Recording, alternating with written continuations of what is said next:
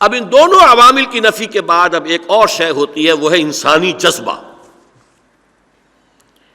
انسان اشرف المخلوقات ہے، خلقتہ بیدی، اللہ فرماتا میں نے اپنے دونوں ہاتھوں سے بنایا اس کو، مسجود ملائک ہے۔ اس کے اندر کوئی جذبہ بیدار ہو جائے، خاص طور پر نوجوانوں میں، عقابی روح جب بیدار ہوتی ہے جوانوں میں، نظر آتی ہے ان کو اپنی منزل آسمانوں میں، یہ پھر تاریخ سے بھی لڑ جائیں گے اور یہ جغرافیہ کو بھی شکست دے دیں گے۔ لہذا وہ جذبہ جو ہے سمجھ لیجئے وہ دو قسموں کا ہے بنیادی طور پر، یا تو ہے قوم پرستی کا جذبہ، نیشنلزم، بہت بڑی بہت پاورفل فورس، اور یا ہے مذہبی جذبہ جو بہت پاورفل ہے۔ یہ دو جذبے ہیں، ان میں سے کوئی جذبہ ہو تو وہ تاریخ سے بھی لڑ جائے گا، جغرافیہ سے بھی لڑ جائے گا، دونوں کو شکست دے دے گا۔ اب ذرا آپ اندازہ کیجئے، نیشنلزم کی بنیادیں میں پہلے گنوا چکا ہوں، آج بھی موسٹ پورٹنٹ نیشنلزم ریشیل ہے۔ ایک نسل جس کے دو بڑے بڑے شواہد میں پیش کر دوں، 2 مرتبہ جرمنی تباہ ہوا، برباد ہوا اس صدی کے دوران، چند سال لیتا ہے دوبارہ کھڑا ہو کر برابر کندھے سے کندھا ملا کے کھڑا ہو جاتا ہے۔ کیوں؟ جرمن قوم کے ہر بچے کی گھٹی میں یہ بات ڈالی جاتی ہے، you belong to a superior race، superior race، German race. یہ ہے ریکنسٹرکشن کی صلاحیت اس کے اندر۔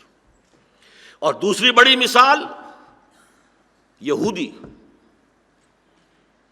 یہودی مذہب نسلی ہے، اسرائیل نسل کی بنیاد پر قائم ہوا ہے۔ زائنزم ایک نسلی تحریک تھی، اس نسلی تحریک کے نتیجے میں اسرائیل قائم ہوا ہے۔ روئے ارضی کی سب سے بڑی ریشسٹ ریاست اسرائیل ہے۔ یہ دوسری بات ہے کہ دوسروں کو مورد الزام بنا کر انہوں نے اپنے آپ کو چھپایا ہوا ہے، اور ساؤتھ افریقہ ہی سمجھا جاتا تھا کہ وہاں جو اپارتھائڈ ہے اور وہ ریشیل ہے، سب سے بڑی ریشیل تو یہ ہے۔ حقیقت میں اسرائیل قائم ہوا اس پر، اس کی وجہ بھی کیا ہے؟ یہودی بچے کی گھٹی میں یہ بات ڈال دی جاتی ہے، We are the chosen people of the Lord. It's our right, birthright to exploit the rest of humanity. These Gentiles, these Goyim, they are animals. یہ انسان نما حیوان ہے، ہمارا حق ہے۔ بائی ہک اور بائی کروک جس طرح چاہیں ہم ان پر حکومت کریں، جس طرح چاہیں دھوکے سے کریں، جھوٹ بول کر کریں، فریب دیں، چیٹنگ کریں، جو چاہیں کریں، ہمیں حق حاصل۔ وہ اصل میں انسان ہے ہی نہیں، انسان نما حیوان ہے۔ یہ وجہ ہے کہ کیسے کیسے دور اس قوم پر آئے ہیں۔ نیبوکڈنیزر نے کیا کیا تھا، پھر گریکس کے ہاتھوں کیا ہوا، رومنز کے ہاتھوں کیا ہوا، 2 مرتبہ ان کا ٹیمپل جو ہے گرایا گیا، برباد ہوا ہیکل سلیمانی، لیکن یہ قوم زندہ ہے۔ اسی صدی میں جو کچھ ہٹلر نے کیا ہے، 60 لاکھ ورنہ کم سے کم 40 لاکھ جو ہے ایکسٹرمینیٹ کیے، قوم پھر بھی زندہ ہے۔ تو racial nationalism is the most important nationalism, ہمارے پاس یہ اویلیبل نہیں ہے۔ We don't belong to a race. Linguistic nationalism بہت قوی شے ہے، نمبر 2 پر۔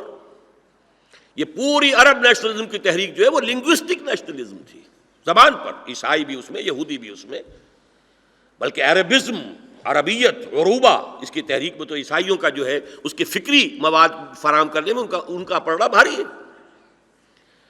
یہ لنگوسٹک، اس کا اسلام سے کوئی تعلق نہیں۔ ظاہر بات ہے ہمارے پاس نہیں ہے۔ ہمارا تو معاملہ میں نے آپ کو بتا دیا تھا، اشارہ کر دیا تھا۔ قائد اعظم کی زندگی میں مشرقی پاکستان میں زبان کا مسئلہ کھڑا ہو گیا۔ شدید ترین عدالت کے باوجود سفر کیا ہے قائد اعظم نے، لیکن کوئی نتیجہ نہیں نکلا۔ وہی بنگلہ بھاشا بالآخر بنگلہ دیش کی صورت اختیار کر گیا۔ اسی کا مظہر یہ ہے کہ اس پاکستان میں بھی ہم اردو کو وہ مقام نہیں دے سکے، آج تک نہیں دے سکے، ریورٹ کر رہے ہیں انگلش کی طرف۔ کیوں؟ کم سے کم جو نمبر 2 صوبہ ہے پاکستان کا، وہ کسی صورت میں اردو کی سپریمیسی سندھی زبان پر وہ قبول کرنے کو تیار نہیں۔ وہ تو جب سندھی زبان کے گن گاتے ہیں یا سندھی نیشنلزم اپنے وطن کی بات کرتے ہیں، ان کے جذبات جس طریقے سے ان کے روئیں روئیں سے پھوٹتے ہیں، اس کا تو آپ کو ان سے مل کر اندازہ ہو سکتا ہے۔ بہرحال یہی وجہ ہے اس وقت پیش کی تھی یہ تجویز سر آغا خان نے اور زاہد حسین مرحوم نے کہ عربی کو پاکستان کی سرکاری زبان بنانے کا اعلان کر دو، لیکن یہ کہ بدقسمتی ہماری، اس وقت ہم نے اس حقیقت کو نہیں سمجھا۔ اب بھی بہرحال کوئی اور شے نہ ہو، لنگوسٹک نیشنلزم ہمارے پاس نہیں،